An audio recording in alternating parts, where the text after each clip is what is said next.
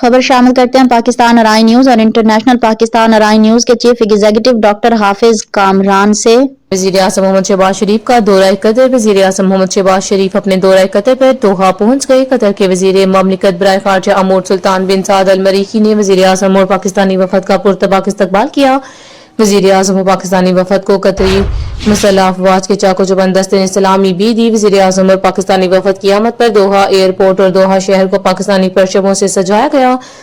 وزیراعظم امیر قطر عزت مآب شیخ تمیم بن حمد ال ثانی سے دو طرفہ ملاقات کریں گے اور پاکستان کے خطے اور عالمی امن کے لیے کوششیں جاری رکھنے پر تبادلہ خیال کیا گیا۔ نائب وزیر اعظم و خارجہ سینیٹر محمد اسحاق ڈار، وزیر اطلاعات و نشریات عطاء اللہ طاہر، معاون خصوصی طارق فاطمی اور وزیر اعظم کے ترجمان برائے بین الاقوامی میڈیا مشرف زیدی بھی وزیر اعظم کے ہمراہ تھے۔